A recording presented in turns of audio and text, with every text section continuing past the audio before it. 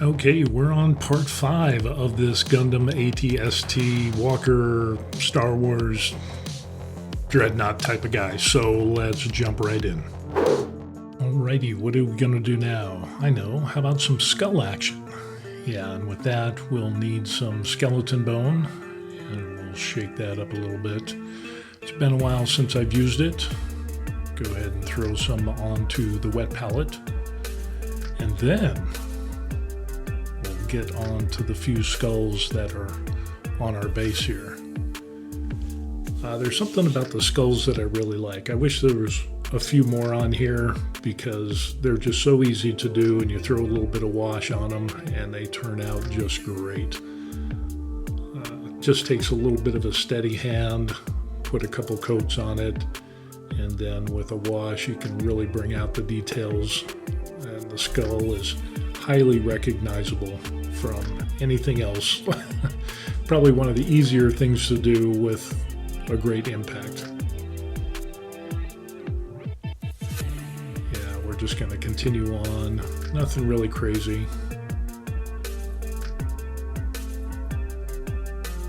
And it's one of the more simpler things you can do that looks really good.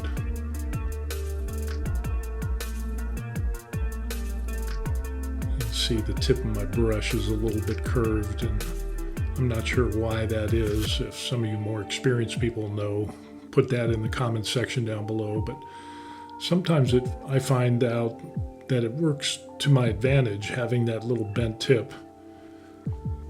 Other times not so much. So this is pretty much my skull brush that I use.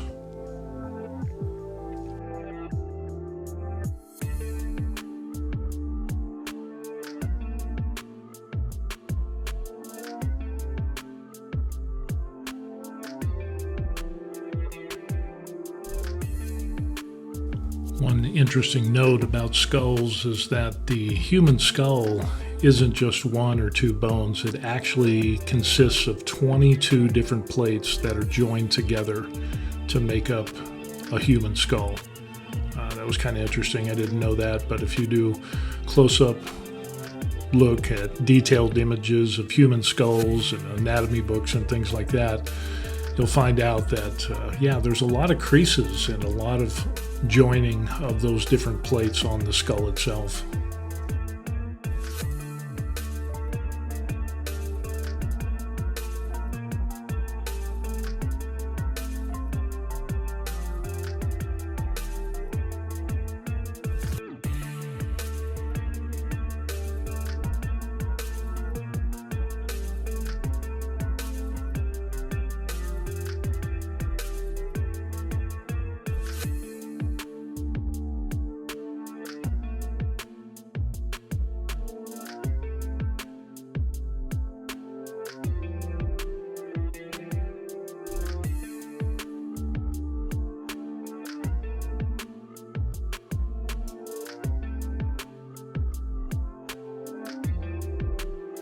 Another interesting note is the most common type of break in a skull is called a linear fracture.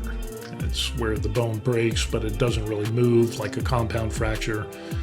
Linear fractures usually occur in the bone or the skull above the ears towards the top of the head. And people who get linear fractures, they can go to the hospital and they'll be monitored for a short time, but they can usually resume their normal activities within a few days. So it's not life-threatening, which is good.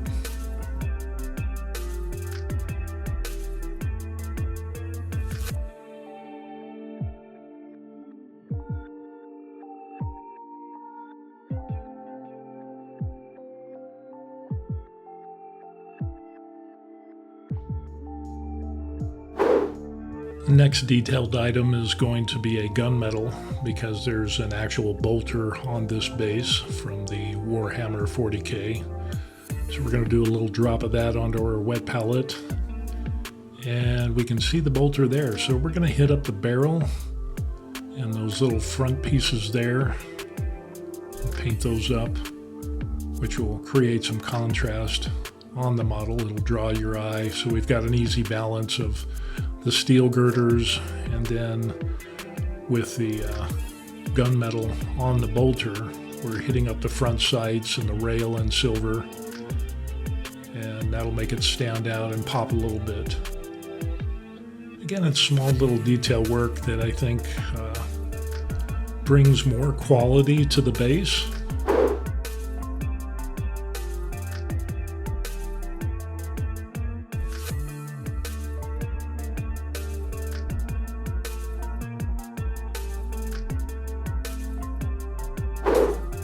So there it is. We're finishing up the last little bit of silver. Those little details there looks pretty nice.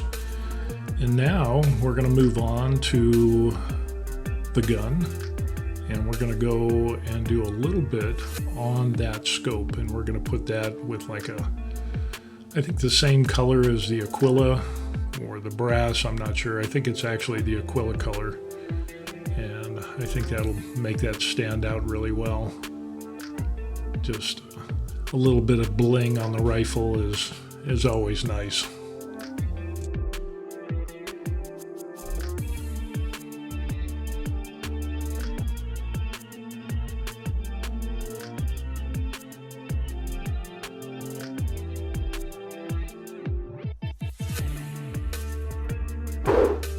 Now for some oak brown, and we're going to put this onto the stock, the front forearm or forend. So we'll kind of paint that in there, and we'll also do the pistol grip in a brown as well. Kind of reminiscent of the AK-47s, where they had the metal pieces, but you had the nice wood stocks on there. I kind of like that look, so that's what we're going to do here.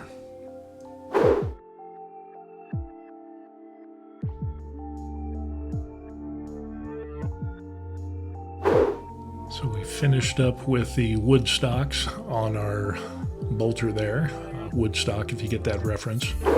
And now we're going to move on towards the weathering or the distress look. Matter of fact, I'm going to be using a Green Stuff World weathering stick. It's not actually required. You could probably just get a little piece of foam and tear it into place to get the little blotting effect that you want. So there's no need to buy a weathering stick. I first started painting, I saw that, and I'm like, oh, I obviously need that, so I picked that up. Later I found out I could probably just make my own with some old foam packaging, but, you know, lessons learned. I'm going to go ahead and do some more of this, and always less is more, I think. Put a little bit of distress work on there.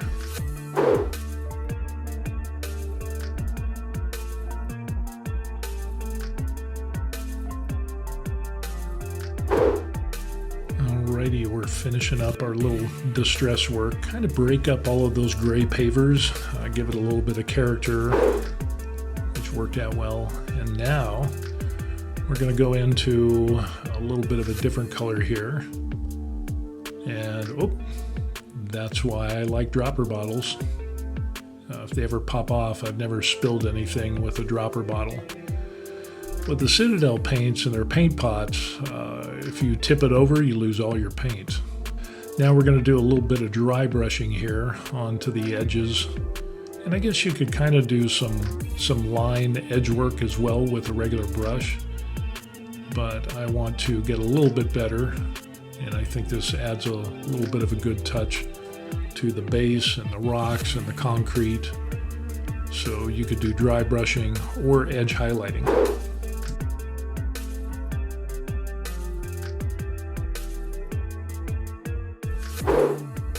We're going to continue on with the dry brushing with a darker color on the edges of these pavers to kind of break up all that gray and get a little bit more practice in. It seems to be working out well.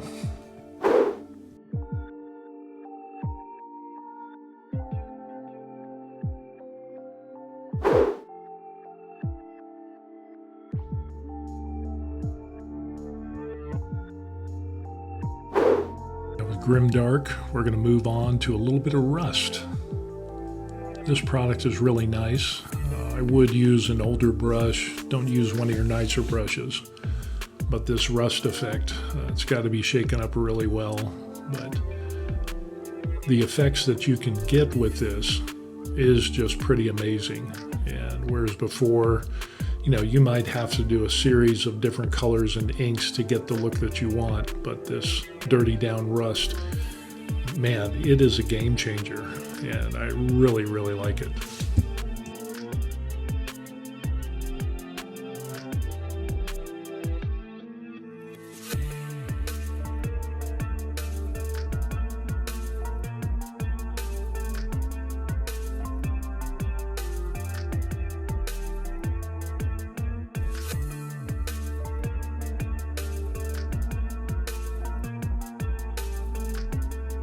So I'm just trying to put down some rust in areas where you think that water would kind of collect, and you'd have those rust spots on the edges. Go around and see metal girders or things like that, and give it kind of that industrial look that has been worn and aged for some time. You don't want it like immediately, because these things have been sitting on the battlefield for some time, so I love the rust.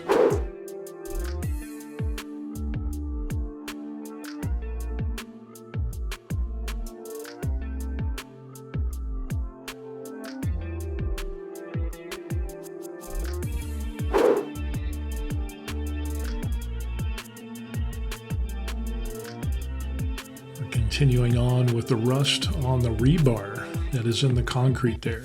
So I'm going to put a little bit on the bars themselves and then down at the base, because that's where water is going to collect, and you'll see the rust kind of coming down out of those pockets. And I think that adds a little nice realistic detail to this part of the model.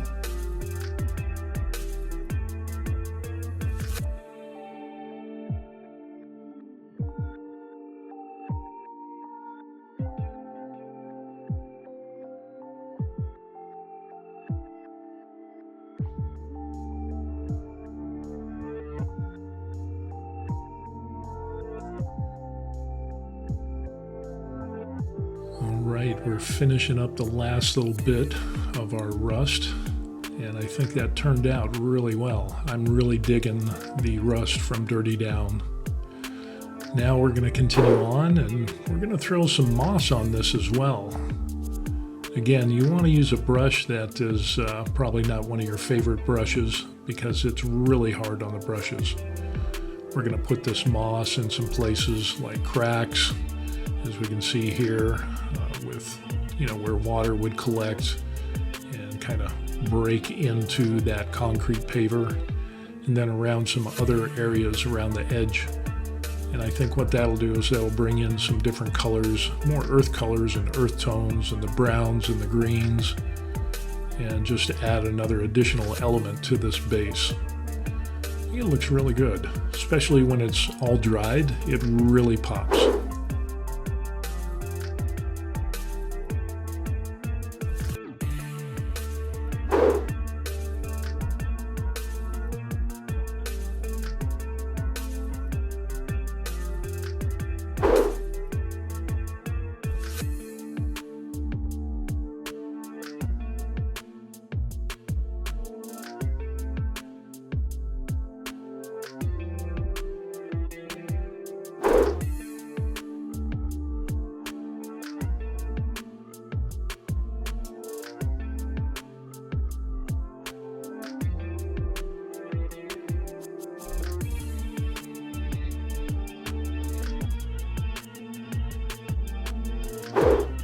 Now we're going to move on to doing some barrel burn.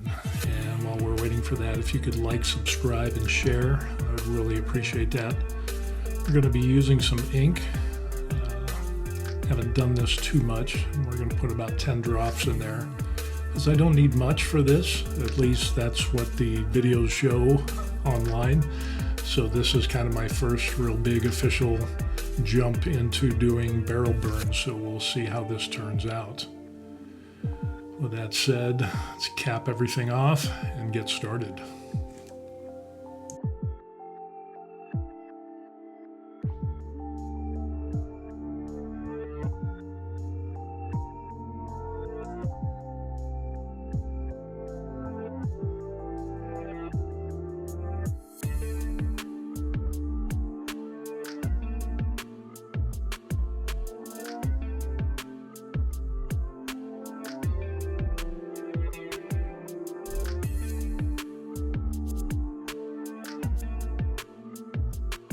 For those of you who don't know, the Gundam series and the Mobile Suit Gundam, which premiered in Japan on April 7th of 1979, it was a 43-episode series that ran until January of 1980.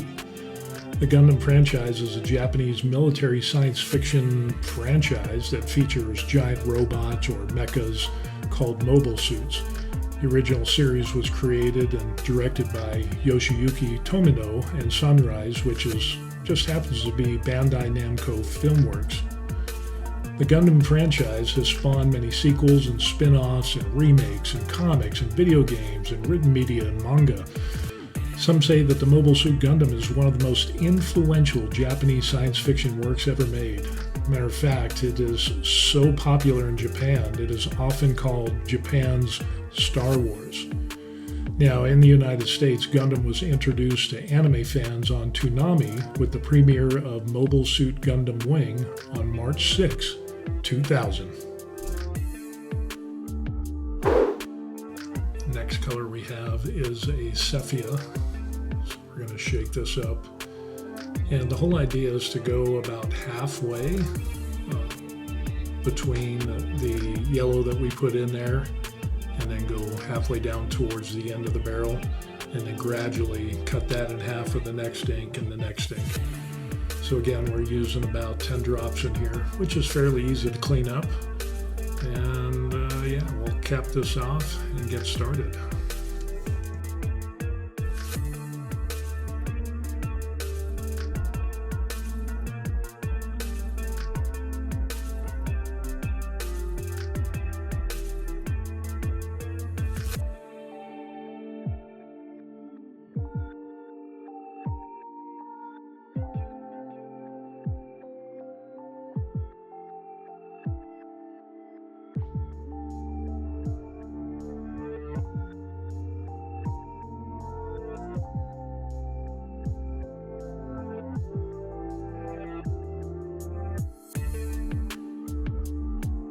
Now the next ink is blue, and man is that bright.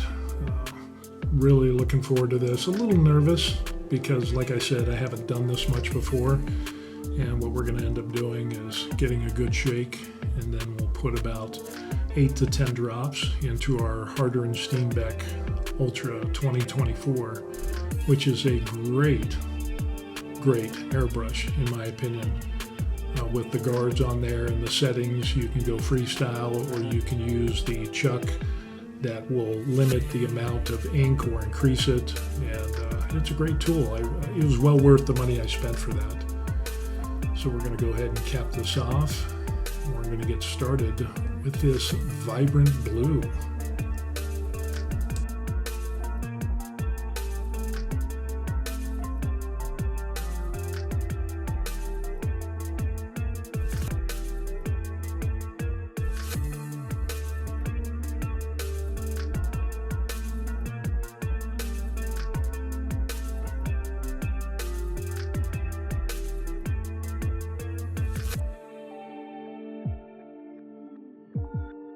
Now, considering this model is kind of a blend of Gundam and Star Wars, the Star Wars side of the house is an all-terrain scout transport.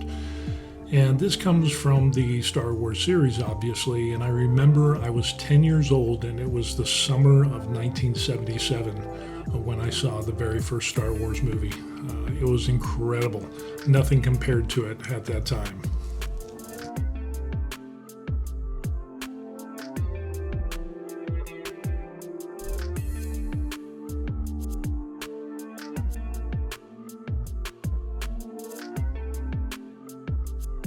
I'm still trying to get used to the airbrush here. I haven't done a lot of practicing with it, mostly just priming.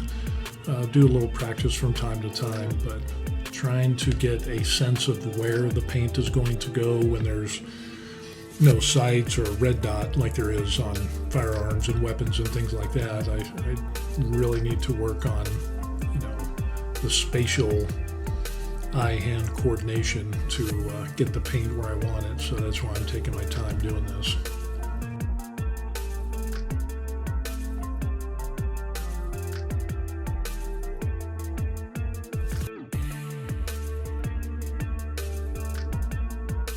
The next color we're going to use is purple. Violet, purple, whatever you want to call it. Again, it's going to go towards the very end of the gun barrel.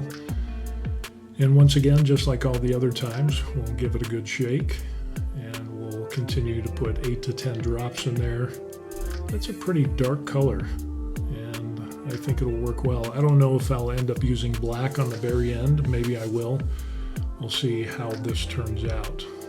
So let's get started.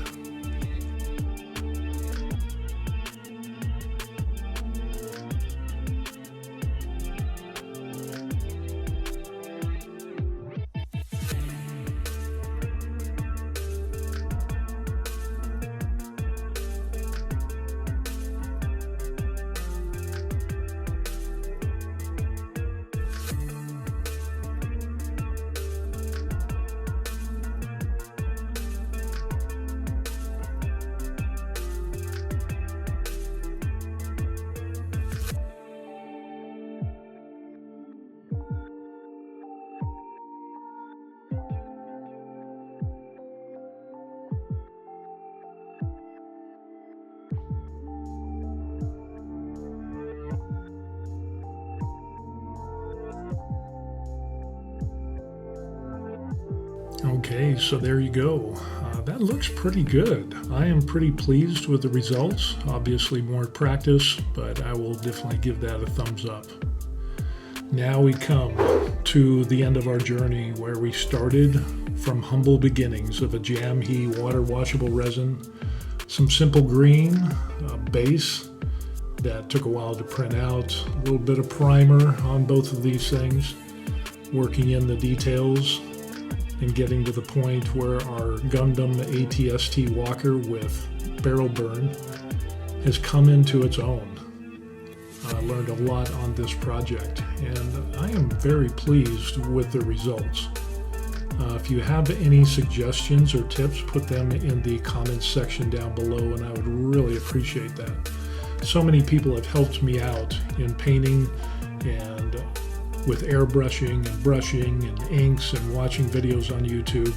I just really appreciate everybody giving a helping hand to me.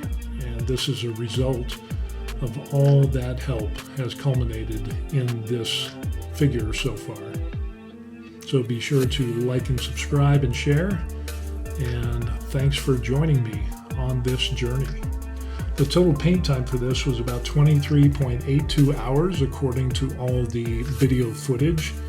And yeah, probably add in maybe 1 or 3 more hours on top of that for just going back and doing little details here and there. But the overall result is very favorable, and I would definitely give it a thumbs up.